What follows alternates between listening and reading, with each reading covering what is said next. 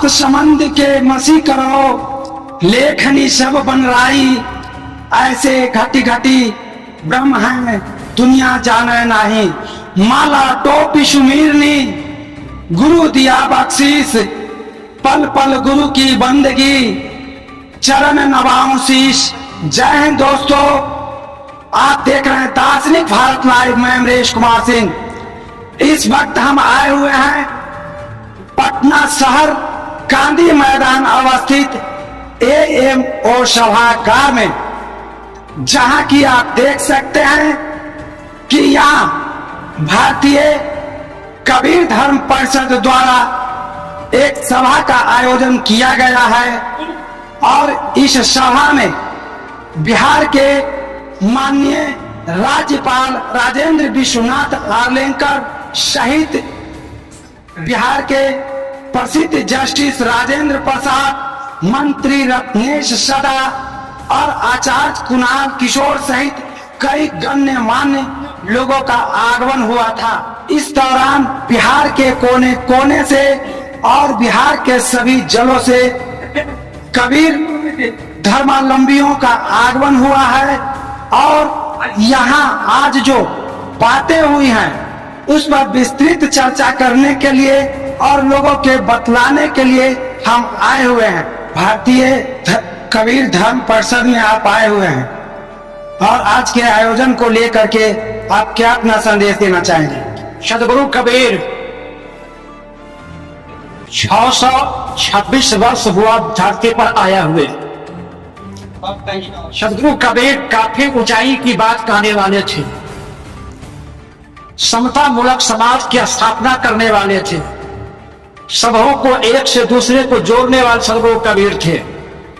लेकिन 626 वर्ष में आज तक सदगुरु कबीर की बातों को बिहार सरकार और भारत सरकार नहीं सुन पाई है।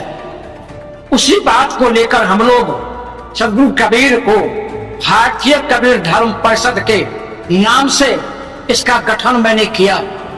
वे दरभंगा, बिहार के दरभंगा जिले के अंतर्गत जो कोर्ट है उस कोर्ट में हम लोग रजिस्टर करवाए हैं। और रजिस्टर करने के बाद हम लोगों का सोच है कि सदगुरु कबीर साहब का जो विचारधारा है देश के कोने कोने में जाकर इस बात को लोगों को अवगत कराएं। और खास करके जो बिहार सरकार के कोटा में जो बिहार सरकार है, भारत सरकार है, उन्होंने 6 धर्मों को उन्होंने मान्यता दे रखी है। वह है हिंदू, मुस्लिम, सिख, ईसाई, जैन और बौद्ध। इन्हें कुर्सी दे रखी है सरकार। लेकिन सदगुरु कबीर जो काफी ऊंचाई की बात कहने वाले थे, इनकी धर्म के नाम पर इन्होंने बिहार सरकार या भारत सरकार मान्यता नहीं दे रखी है। इसी मान्यता को देने के लिए हम लोग बिहार के पटना के मैदान में सत्संग करके सब लोगों को अवगत कराने की काम किया है। कबीर धर्म परिषद के तत्वाधान में जो बैठक किया गया और आप लोगों की उपस्थिति हुई। देखिए, दरअसल बात क्या है कि कबीर साहब का जो उत्कृष्ट वाणी था, जिस कार्य के लिए कबीर साहब काशी से अपना सत्संग प्रारंभ किए थे, उनका जो अभियान था कि व्यर्थ का, फिजूल का जो धर्म के नाम में अनावश्यक व्यक्ति को तोड़ने का काम कर रहा है समाज, और वास्तविकता नहीं समझ पा रही। उसी वास्तविकता को समझाने के लिए कबीर साहब ने 120 वर्ष तक गांव-गांव टहल के बिल्कुल अशिक्षित लोगों का, अज्ञानी लोगों को, जिनको स्कूल कॉलेज का पता भी नहीं है, उन लोगों को अंदर भी धर्म का ज्ञान डाल करके उन्हें संत और फकीर बना। और ये कार्य एक व्यक्ति नहीं कर रहा है। उनके आंदोलन से कबीर साहब एक व्यक्तित्व के विचार के कारण से 20 करोड़ से ज्यादा लोग पूरे धरती पर, एक सिर्फ भारत में और अन्य देश में भी शांति का रास्ता, प्रेम का रास्ता, सद्भाव का रास्ता अपना रहे हैं और शांतिपूर्ण जीवन भी जी रहे हैं। बच्चे बच्चे जनरेशन टू जनरेशन शाकाहारी है, कंठी लगाते हैं और किसी भी तरीका जातिवाद का वो प्रमोशन नहीं करते। जिसके कारण से समाज और देश में बहुत ज्यादा शांति फैल रही है। और जो धर्म का व्याख्या है अब तक का, उसमें लोग तोड़ता है। कई धर्म है, इस धर्म में मांसाहारी संहित का धर्म है, लोग मांस खाते हैं और धर्मात्मा बोलते हैं, मदिरा पान करते हैं धर्मात्मा बोलते हैं, कोई गौ काटते हैं और कोई गौ नहीं काटते हैं, तो दोनों धर्मात्मा बने हुए हैं। पशु खाते हैं धर्मात्मा बने हैं। तो हम लोगों का क्या है कि जिसको धर्म जो होना चाहिए था, जो वास्तविक इसका पहचान, इसका वाणी, इसका व्यवहार, उसका जीवन शैली जो होना चाहिए था, सो नहीं हो पाने के कारण से अब कबीर दर्शन, कबीर पंथी जग गया है। और ये सब मिलके देश और दुनिया को कबीर साहब को वाणी को समझाएंगे। और ये धर्म जो होगा, तो कबीर धर्म जो होगा, सरकार को बोला गया है कि सरकार आप भले आदमी का एक स्पेस दीजिए, भले शांति वादी जितने लोग हैं जो जीवन में कभी मांस आहार नहीं करते, मदिरा आहार नहीं करते हैं, तो ऐसा लोगों को सरकार रिकॉग्नाइज नहीं कर रहे हैं। ऐसे लोगों को जो समूह है उसको कोई पहचान नहीं दे रहे हैं, उसको धर्म में नाम दिया जा रहा है। जो मारपीट कर रहा है, जो खून खराबा कर रहा है, जो मांसाहारी है, उसको ही धर्म बना दिया गया है। तो ऐसे अच्छे लोगों का जो समूह है, जो कबीर दर्शन का विचारक है, उसमें हमारे यहाँ कभी कभी 1000 से ज्यादा महंत का उपस्थिति था। और महंत लोग मिलकर के गोष्ठी किए और सरकार को आराम से निमंत्रण दे करके, राज्यपाल को निमंत्रण देकर, मंत्री जी को बुला करके एकदम शालीनता से, व्यवस्था के तहत आदरणीय ढंग से अपना प्रस्ताव को रखे हैं। सरकार इस पर विचार करेंगे और इन लोगों के लिए सोचे। भारतीय कबीर धर्म परिषद में आए हुए हैं, आप अपने माध्यम से लोगों के बीच में क्या कहना चाहेंगे? हम लोगों के बीच में सत्य धर्म की प्रचार करना चाहते हैं। हम सभी मिलकर सत्य धर्म का प्रचार करना चाहते हैं और अहिंसा को दूर करना चाहते हैं। सदगुरु कबीर साहब कहते हैं कि साधु अचल संपत्ति है, उस धन का न कभी नाश हुआ है और न कभी होगा, क्योंकि ईश्वर सत्ता से करीबद्ध बना रहता है। अतः ईश्वर अमर धन है तो निश्चित ही साधु भी अमर धन है। कहा गया है, अद्भुत रूप हम छाड़ दिन्हा, साधु भेद हम संत का लिन्हा। सज्जनों, साधु ईश्वर का दूसरा रूप है, एक साखी से स्पष्ट हो जाता है। साधु मेरा रूप धर्मनी, साधु मेरा नाम हो, साधु में मेरी बात है, सत्संगत विश्राम हो। सज्जनों, साधु ज्ञान का भंडार लेकर इस धरती पर अवतरित हुए हैं। आग लगी आकाश में, झरझर गिरे अंगार, संत न होता जगत में तो जल जाता संसार। सज्जनों, साधु की सेवा तन से करनी चाहिए। सदगुरु कबीर साहब कहते हैं, बात इस जो की हो या चारों जो की, गुरु की पूजा को ही श्रेष्ठ मानी गई है। इस जगत में देव पूजा के बाद शास्त्र पूजा, शास्त्र पूजा के बाद संसारी पूजा, संसारी पूजा के बाद गुरु पूजा शेष रह जाती है। गुरु पूजा शेष ही नहीं, विशेष है। सतगुरु परमात्मा इस जगत में हमारे सच्चे मित्र हैं। मित्र बनाओ तो उन्हें ही बनाओ, भाई माता पिता बनाओ तो उन्हें ही बनाओ। गुरु हमें जड़ता से सत्ज्ञान की ओर ले जाते हैं, गुरु अपने आत्म स्वरूप में ले जाते हैं। सज्जनों, गुरु से हमें मांग से दूर रहना चाहिए, क्योंकि उनका हृदय तो निर्मल होता है। हम जिस भाव से उन्हें अपनाएंगे हमें वैसा ही प्राप्त होगा। सज्जनों, इसी शब्दों से मैं अपनी वाणी को विराम देता हूँ। सदगुरु कबीर साहब की जय, सदगुरुदेव की जय। सबको शाहे बंदगी। बहुत अच्छा रहा। यहाँ पर जगह जगह से हमारे भारत के कोना कोना से और बिहार के कोना कोना से महंत सब आए हुए थे और बहुत अच्छा तरीका से यहाँ के राज्यपाल का भी मंतव्य रहा। और सभी यहाँ धर्म सांसद है हमारे जी, उनका भी बहुत अच्छा रहा कि वास्तव में हम कबीर पंथियों को, मठ को भी सुधारना है, आचरण को भी सुधारना है और गद्दी को भी सुधारना है, इसको आगे ले जाना है।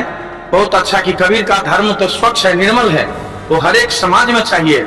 इसलिए मैं बहुत बहुत साधुवाद दे रहा हूँ, क्योंकि मेरा घर पड़ोसी देश अपना नेपाल में, जनकपुर से हूँ मैं। हमारे बीच में भारतीय कबीर धर्म परिषद के आयोजक और आज के कार्यक्रम की अध्यक्षता कर रहे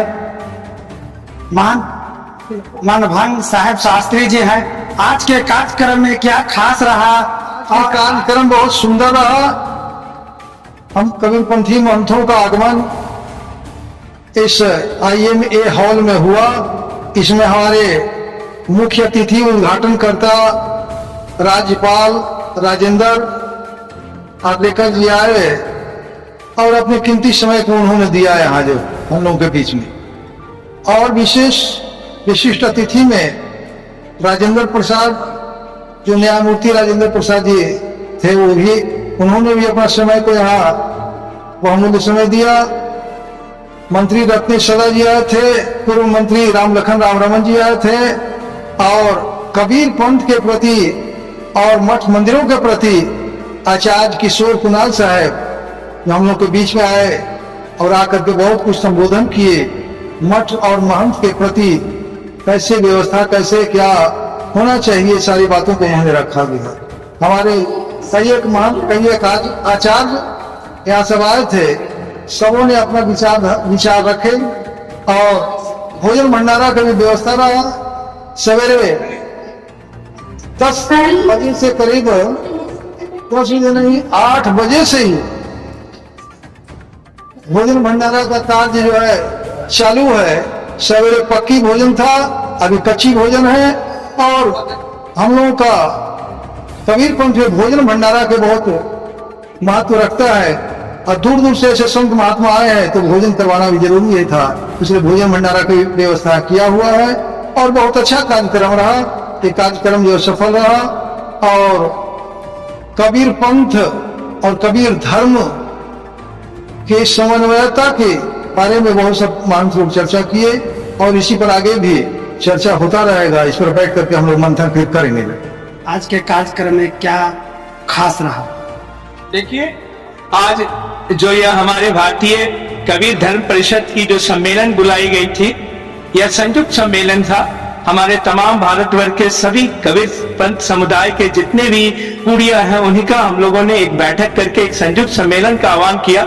लेकिन शायद हमारे कार्यक्रम में जो संलिप्त लोग हैं उनसे कुछ भूल हुई, जिससे बहुत सारे लोगों को उन लोगों ने बुलाने में कमी किया। बहुत सारे लोगों को बुलाया तो उन्हें उस लिस्ट में, उस परेख में नहीं रखा। इसके लिए मैं उन तमाम जो लोग छूट गए उनसे मैं क्षमा प्रार्थी हूँ। तो उनको सद्गुरु के विचारधारा को आगे बढ़ाने में मदद करते रहना है। आगे हम लोग बढ़ेंगे और यह कारवां बढ़ेगा। जो लोग अच्छे बुरे होंगे वह स्वतः छट जाएंगे, जो अच्छे होंगे वो कल भी समाहित होकर इस झंडा को आगे बढ़ाएंगे। और जो यहाँ हमारी तरफ से, इस व्यवस्था की तरफ से जो आए हुए आगंतुकों को या जो हमारे संत महात्मा गण जो बहुत सारे हैं जो छूट गए, जिन तक यह खबर नहीं गई या जिनको किसी तरह की कोई विचारधारा के विविधताओं से, द्वेष से नहीं बुलाया गया, मैं उसके लिए क्षमा चाहता हूं। वो बुरा नहीं मानेंगे।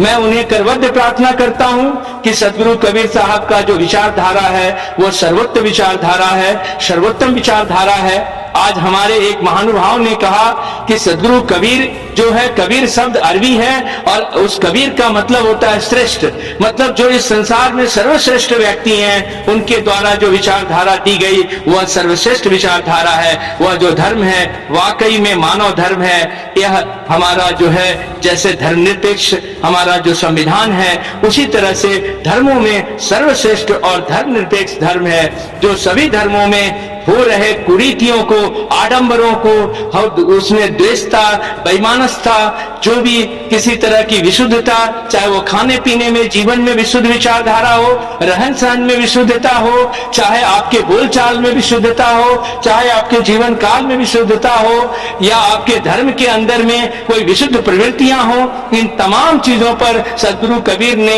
एक बहुत अच्छा समझिए फिल्ट्रेशन किया कि आप क्या खाएं, कैसे सात्विक जिए, नशा मुक्त होकर जिए, किसी तरह का गलत आहार व्यवहार न लें, आपकी वाणी वचन वाणी ऐसा बोलिए मन का आपा खोए और उनको शीतल करे आपहु शीतल होए। जैसा कि आपने मंचासीन संत महात्मा और आयोजकों के बातों को सुना कि यहाँ पे कबीर पंथ को किस तरह से, जिसके की अनुयायियों की संख्या काफी अधिक है और विश्व के कोने कोने में कबीर धर्म के स्वीकार करने वाले लोग मौजूद हैं। ऐसे हालात में लोगों ने चर्चा किया है कि जहां अपने देश के संविधान में 6 धर्मों की मान्यता दी गई है, उसने कबीर धर्म को भी मान्यता मिले और इसके 8वीं अनुसूची में दर्ज करे। जिस तरह की बातें यहाँ पे हुई थी और माननीय राज्यपाल महोदय ने अपना विचार रखा था कि धर्म एक ऐसा चीज है जिसको कोई मान्यता नहीं देता है, इसका कहीं से मतलब नहीं, इस तरह से सरकार के माध्यम से होता है। जो धर्म होता है, जो सत्य होता है, जो अपनाने योग्य होता है, उसे लोग स्वयं ही मान्यता प्रदान कर देते हैं। यहाँ पर यह कहना भी जायज है। और इस तरह से जो कबीर पंथ और कबीर सतगुरु कबीर का नाम विश्व के कोने कोने में गुंजायमान हुआ है, उनकी वाणियों को बीजक में संग्रह किया गया है और जिस ओजस्वी वचनों से दोहा और साखी के माध्यमों से सतगुरु कबीर ने भारत के मध्यकालीन इतिहास के 14वीं शताब्दी के अंत में प्रकट होकर के पूरे विश्व को जागृत किया था, ढोंग और पाखंड के विरुद्ध जागृत किया था। कबीर साहब ने कहा था, साईं इतना दीजिए जामे कुटुंब समाए, मैं भी भूखा ना रहूं साधु न भूखा जाए। पर इसके अर्थ में को कुछ लोगों ने उन्हें नास्तिकवाद की श्रेणी में डाल दिया। वाकई में अगर सतगुरु कबीर नास्तिक होते तो उन्होंने साईं से प्रार्थना नहीं की होती। साईं का मतलब गॉड, ईश्वर से लगाया जाता है। उन्होंने जो उस समय के जो धर्म थी, भारत देश के कोने कोने में छाया हुआ था और उस धर्म के अंतर्गत विसंगतियां थी, जो लोगों को भलाई के नाम पर दर्द पहुंचा रहा था। ऐसे आटम्बर ढोंग को समाज से बाहर करने का आह्वान किया था। फिर इसी तरह से मिलते हैं एक अगले खबरों के साथ। जय हिंद, जय सतगुरु कबीर।